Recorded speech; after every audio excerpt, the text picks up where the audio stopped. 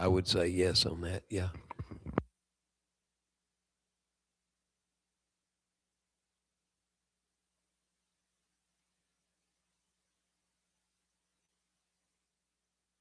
Probably could just maybe lay it down and still pick up something, but it gives the community exactly will be public. No. We start beating on the table. Got about a minute to go. Let's see, Jeff. We'll do. I guess we'll do.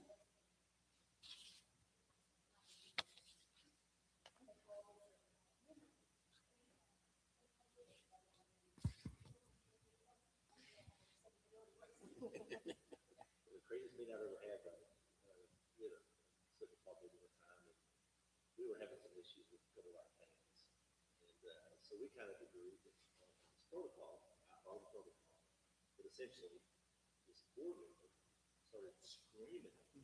I was the one and hit his desk on his fist on the desk because I did not throw out, allegedly throw out a spectator for screaming at a game. While he is screaming. And he actually did worse than what we alleged that they did. Oh my gosh. Okay. It's 6:00. We have a live stream up. This special call city council meeting. It's being held Tuesday, June 30th, 2026 at 6 p.m. at Seymour City Hall, 301 North Washington, Seymour, Texas. All notice have been duly posted in accordance and conformance with the government code of the state of Texas, section 551.072C. The city of Seymour attempts to make its meetings accessible to all its citizens. If you have need of an auxiliary aids, please notify the city secretary at 940-889-3148 at least 72 hours in advance. The agenda is also posted on the city's website at cityofseymour.org with the following agenda to be considered. At 6:00, we're opening the regular meeting. We're going to, we've already called to order, so I'll call the roll. Council Lady Nancy Townley, Council Lady Karen Kalachik, Councilman Skylar Henricks, not here. Billy Henricks, Councilman Billy Henricks is not here. So we've done that. Let's do the Pledge of Allegiance anyway. We can do that. I pledge allegiance to the flag of the United States of America and to the republic for which it stands, one nation, under God, indivisible, with liberty and justice for all. 250th anniversary, we definitely going to say the Pledge of Allegiance. Okay. Citizens' comments. Hey, there's Billy. Okay. Might note Councilman Billy Henricks is present, and we'll wait for him to roll up here. Billy, I'll move over. All right. Yeah, happy birthday, Lauren.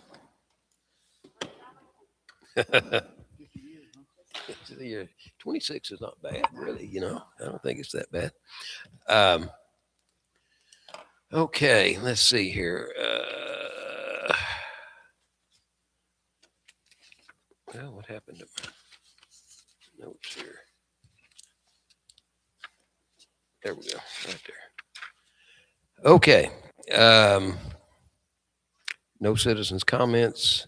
We'll start our budget meeting. Dr. Brazier, do you want to start with something? Or Yes, sir. First of all, I just want to thank all y'all for being here this evening. Council members, mayor, also Ms. Shoemate, our finance director, and also City Secretary Lauren Bush is going to help us facilitate this meeting tonight. And the main purpose that we're meeting is for us to get some feedback from our council and our mayor to tell us how you want us to spend taxpayer dollars. So this give us direction by prioritizing the list in front of you that was requested by, of course, y'all, but also from our supervisors. And so I've tried to give a detailed description of what they're requesting. I will say that some of these estimated costs are very rough. So, as we go out for bids and stuff, that could be less. So we probably overestimated some of those, but it kind of gives you a general idea of what those things are. So before we dive into that, though, just a couple things I want to review with y'all real quickly. First of all, of course, we'll be adopting our tax rate coming up. And so in August, we'll finally, or in late July, sometime we'll be receiving our certified property values. Once we have those, then we'll start that process determining what our tax rate options are.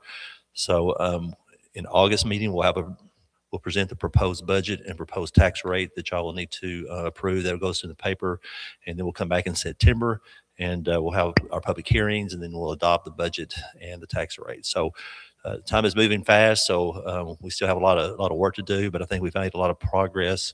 I think Suzanne's done a good job and has really zeroed in on a lot of our revenues, what we project.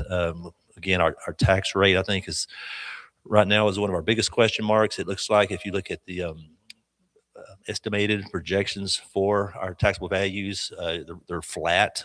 So depending on our tax rate, I don't see that we're going to see any new monies. Okay, but we do have some revenues that we can move around depending on what the priorities of our council are, and try to fund as many projects as we can afford. But then also we have other options too. We're always looking at grants, and so there's a lot of different things that we can do if something is a priority or y'all really want to see something happen. Sooner we know, the better, so we can start that process.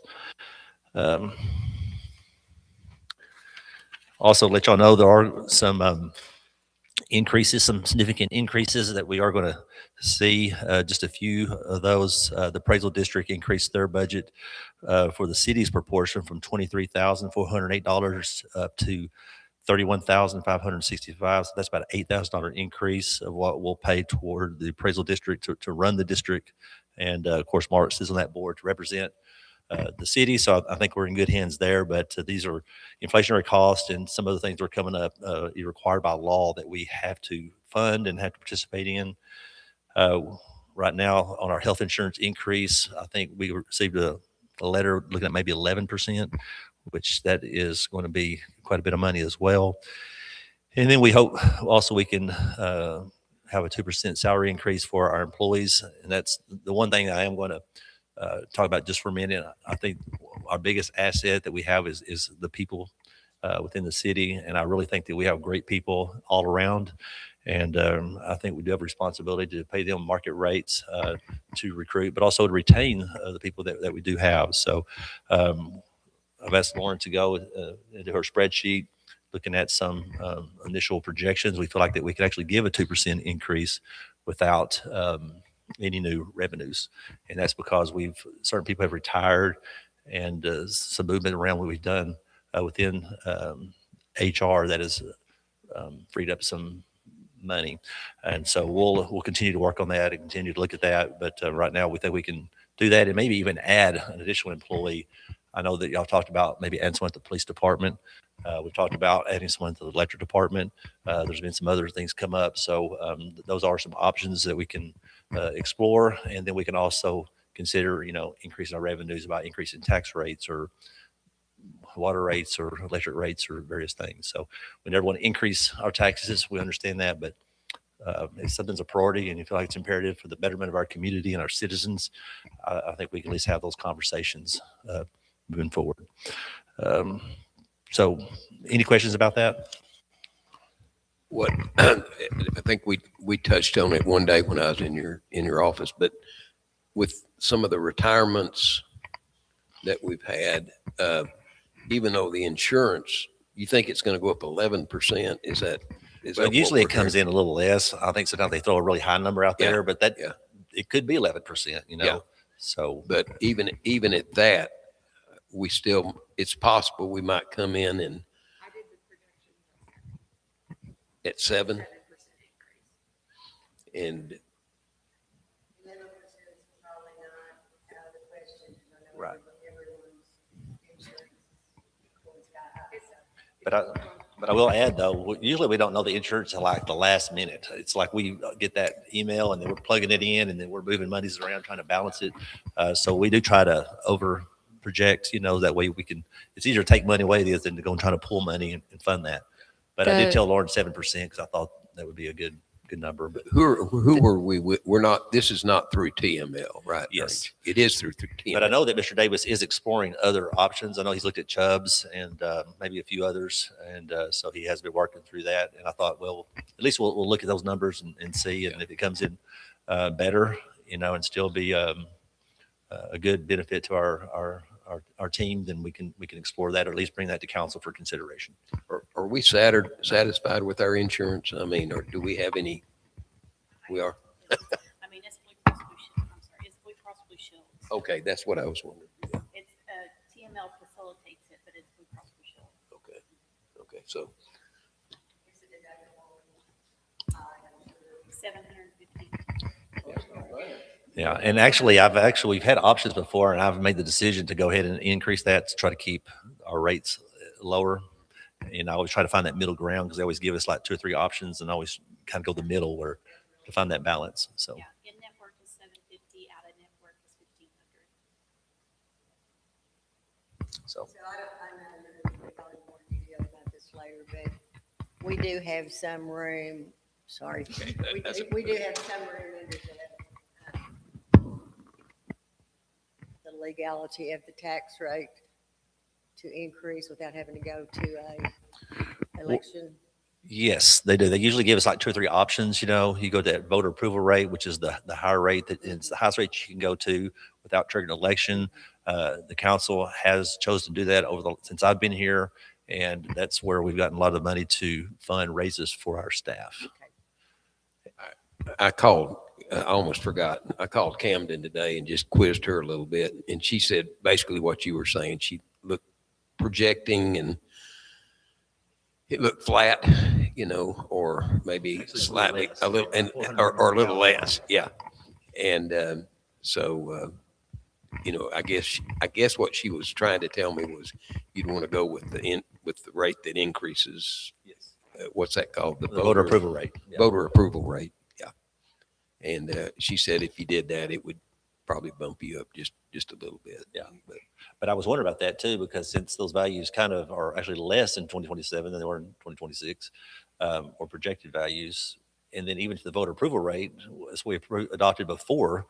So I still think that might still be a little bit flat, but I don't think we're going to see as much as we have in the past. Well, I was just driving around. If y'all, some of these, get off on this, but the trailer park we approved like 3 years ago up on the hill. It's just now coming to effect. It's just John Hostis is online and he's advertising it. And they're ready to as soon as the city turns the juice on. And I think we'll have to see an increase in sales tax too. So Lauren and I were talking about Yes. that today. And Yes. so we can try to put some projections together too, because we've seen population growth to some extent, because Yeah. when you have 150 RV parks, Yeah. that's a lot of people if it averages Well, two people. I'm going to ask Camden that question. If you've got a 20-unit RV park, how do you value that? So they do, it's $2,000 a hookup is the value.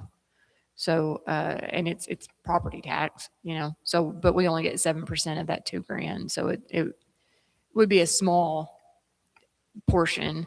So I think I threw this out one time before. There are some places that are charging hotel and motel tax for those shorter term ones. I don't know if that's something we even want to. We can't do it for the recreational vehicles, but we do collect hotel occupancy tax on short-term rentals. Okay. So Airbnbs and Verbos and things like that. What We, about the trailer parks, RV parks that were, the only way that we can do it, we have one person, they own their trailer and they rent their trailer out, like their RV. So because they rent the RV out, it's considered a short-term lease. But if you just pull up to an RV park with yours, I can't hotel occupancy tax that unless they change the laws. But the most recent ones, we weren't allowed to.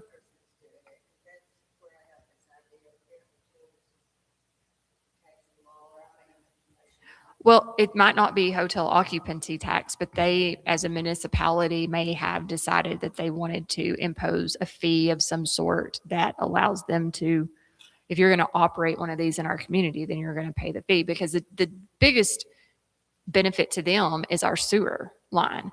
Running an RV park with 150 people on a septic tank is not possible. So they need that. They need your utilities. So just imposing a fee would. It will probably increase the sales tax, but I'd like to see us at least explore that because to me, that's about all the city gets out of it, a little bit of sales tax. Utility sales and sales tax, yeah. Well, and there will be, those properties will be valued at a higher rate. I mean, if you take an empty lot and you dump 50 grand into it for improvements, it's going to be taxed at a higher rate. And it could theoretically make the properties around it go up in value to some degree as well, especially if it's just an empty lot next door and it was valued at 500. Now it may be valued at 5,000 because there's an RV park next door. I don't know how they go about and assess that, but most of the time when you have an increase, your neighbor's property tax goes up, yours does too. Okay, do we want to move on with the? Yes, yeah, and we'll explore some of this and talk more about this later, because this right here might take a little bit of time. But really, the only ground rule is that as we go through these, this is not really, I think, a time for the council members to kind of debate each other. I think you can ask, questions. Does it protect life for property? Is it required by law? Prevent fair deferred maintenance? Does it save money or generate revenues? Aligns with council goals? Those type of questions. But I think for councils to debate to the extent something is a priority over something else is probably not the most productive use of our time. So now you sort of ask me questions, but after we kind of bring it up, and then I was just going to ask y'all to like to prioritize. So if it's a 1, that means low priority. 5 is critical, must fund. 4, high priority. 3, important, and then 2, nice to have. And so then what Lauren will do, she'll look at everybody's basically score, and then she'll take 1, 2, 3, 4 scores, and then divide that by 4, and then it'll come up with a number, and then that helps us to kind of rank it. And then once we have that ranked, then we can bring it back to y'all and say, all right, is this what you want to do, or is it not what you want to do, or maybe you want to move something, and something else may come up. But and we don't have to focus just on this list. This is just what was presented to me. So there may be other council desires that you want to bring up, and for the other council members to entertain and then kind of vote on. So how do y'all feel about that process? And again, that gives us clear direction. What are your priorities? Where do you want to see that money spent? And then we can move from there. 5 is high priority versus 1, which is low priority. Yes. Okay. Yeah, Well, that's the reason we're meeting, because I didn't get some of these back, and then so that's take A, B, and C. I thought it'd be more simple. Yeah. Now we can go through 1 through 10, but I thought maybe 1 through 5. Okay. So is there anything you want to add to that, or okay? All right. So again, y'all know that our siren system has been an issue. We've gone to great extents trying to get that up and running. At one point, we actually did have it up and running, but then they cut a line out here, and then since then, we've only been able to get 3 of our sirens back on line. We've talked about this with the council and thought about maybe just doing something online, but so as far as the siren system replacement, to what extent is this a priority for our council? I believe that $54,000 is estimated cost that John Hostas has put together, and we tried to apply for a grant. We didn't get the grant. So, Mayor, anything you want to add to that? I throw this out there.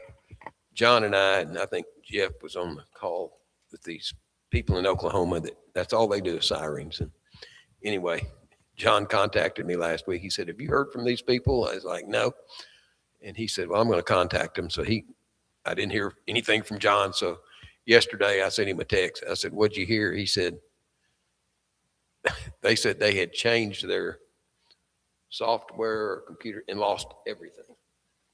He said, I haven't been real impressed with them so far, but said they'd have us something by the end of this week in terms of, I guess, what they would propose to do maybe. Okay. So maybe we'll have some numbers. Okay. And so this is maybe one of those scenarios in which we actually may get a grant, but Yes. if we don't get a grant, again, I guess, and so far this is where we've ended up over the last, at least since I've been here. Y'all need to decide if this is a priority or not. So, so we'll give this a test. So y'all think about that. And if y'all want to just raise up 1, 2, 3, 4, 5, and I'll give it a 5 because I think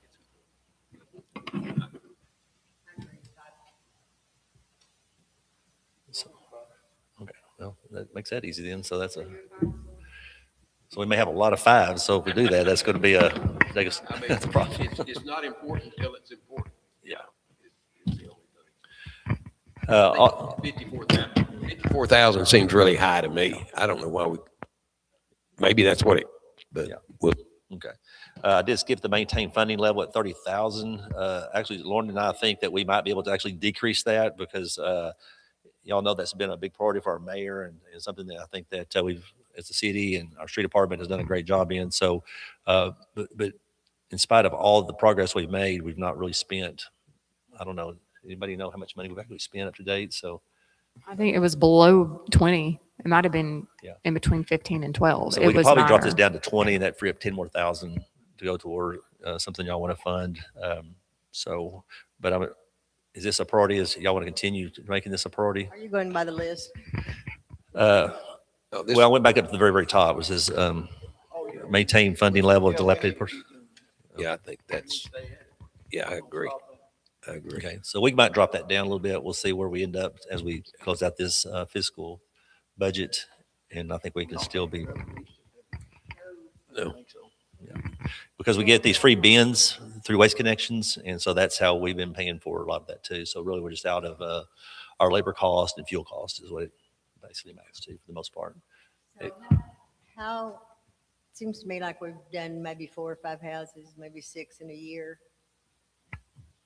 Does that I sound cannot remember right? exactly how much we've done, but I think the real strategy is the fact that, we sent out letters to multiple property owners, and then so many people have went and taken the initiative and cleaned out that property themselves. Some people have given us their property, and then some of them we've gone through the process. So, I'm just wondering how much we could physically do with the existing staff, because that's Oh. gonna. yeah. Well, in the impact winter, it is a little bit slower, and so that's kind of what the street department focused on. But I do think that we kind of maxed that out. I mean, we probably could have knocked down 1 or 2 more, and I think we still have 1 or 2 more on the list. But then spring rolled around, and now they spend their time Sure. mowing, and really we're trying to get geared up to do streets. And It's a pretty good thing in the winter, where they're not having to mow. They're doing about 6 or 8 different things.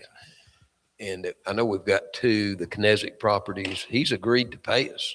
Is that not correct? I mean, he signed. We have 2 properties with them. and yeah. so- The worst part is that there's no air conditioning in a closed cab. And so we don't really get in there when it's super hot. So, but it didn't quit being hot until like November around here. And then there's snakes and there's bees and there's all those things. And so you really only get about 4 months out of the year before it starts raining again. And in that 4 months, it could snow. It's like, they have this really small window. And we tried to sneak in one more. We were like, we have 2 days, find somebody that'll let us tear their house down. And we could not sneak someone in for that last one. And so I thought it was really kind of crazy that we got 6 done in this short window that we did. And one of them was that Holler house. That was Oh, yeah. huge. And the Oh, biggest challenge that we have is actually waiting on bins. So they order bins. It can be 1 day, so it's 5 up to 10 days. And then, so that's the So biggest at- hold. I'm sorry. So at $6,000-7,000 a house to tear it down, is that the estimate? So, Well, it depends on the size of the house. depends on how the many house. bins, yeah. It varies. So like the house on Cedar Street, we paid a contractor to do it. The one that we sold to Loran, it was 12, but we paid somebody else to do it. Other liens that we have vary from 1,200 to there might be a $5,000 one. The Holler one's probably closer to 5, but we have an estimator that we use, and before we go to the person and ask, if we want to do theirs, or if we even look at having the property conveyed to us, we kind of know what we're getting into beforehand. So we have to decide if we want to take that hit. Well, of course, we all know this, but sometimes we get some money back, when you sell one of these. And Jeff's waiting on Mr. The guy that was here the other night, Loran. He's going to come back and try to negotiate something on that property. So we spent 12 or 12.5 on it, but we're going to get something back. Otherwise, we would get nothing back. And so But- 20,000 would probably, given all that we've talked about 20 would be. Yeah, I think we can get a lot done for 20. Yeah, absolutely. Sure enough. All right, so I guess y'all want to rank on that one then? Yeah. Well, let me ask you a quick question. When do our bins roll over? When do we get a new set of bins? Actually, the contract. Restarted in June. 'Cause We remember start in y'all June approved, and we get 10, 14, okay, But I have to call them and tell them, or they'll apply to the transfer station. So I got them on there. okay, Once the bill, they try to reverse that and they can go back and fix it. okay. All right, All right, so 5 on that one, is that, I'm a 5. anybody? Probably a 4. Okay, so Lauren, you want to calculate that, so, I say 5 also. okay. So not 2 divided by 4. All right, Where is that on yours? Did we skip to that? well, I just went, I started with salary and I went up, and now I'm fixing to go to a 2% salary increase for all Okay, employees. okay, gotcha. And I put 2%. I mean, we go 1, 2, or 3. Typically, we try to at least go 2%. Inflation usually runs about 2.7, 3%, you know, so we're not quite keeping up with inflationary costs. But we really, I think, have did a great job of increasing the salaries of our supervisors and really all of our employees. So that number, you know, continues to grow when you add that 2%, you know, to a supervisory salary versus 3%. So Do we have any idea what the usual and customary salary increases are in smaller municipalities? well, in my opinion, I think it just varies. I mean, I think it varies. I looked last year, I just Googled, you know, Mhm. state of Texas, what was, and it was like between 4 and 5, I think is what that's the number I found Mhm. that they gave me. I don't know. So I think we're generally under whatever the average is. And of course, that's probably big towns, little towns, Mhm. which doesn't answer your question. No, it does. It does. I just was, I just think it has to do with the size, location, your tax base. I mean, there's so many variables that come into play. yeah, but And, the cost of living. yeah. It Yeah. goes up. But I think 2% is a good number. If y'all want us to look at 3% or 4%, I mean, we can do that and see how that would all play out. Like I said, Lauren I has a think we spreadsheet. should come back to this one after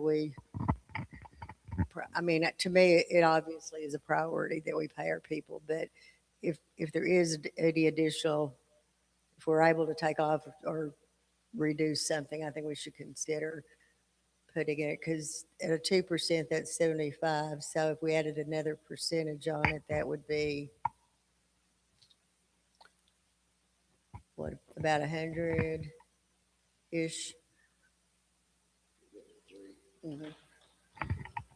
So with the projections we have from last year to this year, because of the changes, we're actually at a 2% increase, will be $49,000 less than last year's total payroll budget for the year.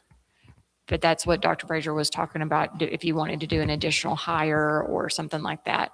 But if you didn't, then there'd be some, in comparison to last year's budget, I should say. So it depends on if y'all want to hire people or, I mean, there's just a lot of moving parts. There are a lot of different layers. Sure, So, I understand. yeah. Okay. So anyway, so far as the salary increase, where are we sitting with that one? 5. 5. I'll go 5 on that. 5.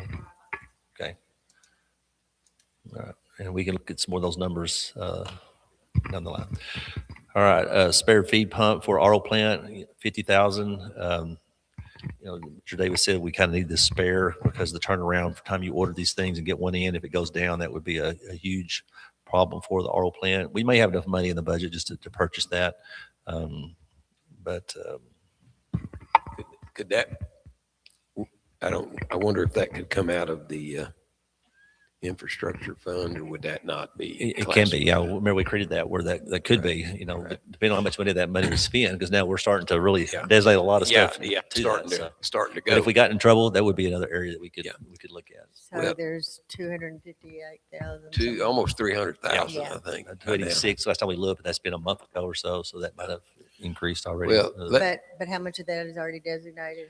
Well, remember, we're going to do the sewer line project, which, you know, we're looking at maybe 100, 150. We don't know. We'll have to go out for bid. So that's something we're going to be looking at. And then purchasing the water line for the well, I don't think that was going to be as expensive as what we initially thought, unless we run into other situations. So you're looking at 10 to 20,000 for that project. You can do that in-house, is that right? Yes, Or- we'll do it in-house. Yeah. It sounded like there was something else that we talked about spending that money on. So it sounds like there might be 150,000-ish that we could allocate some infrastructure to Yes. work to. Got it.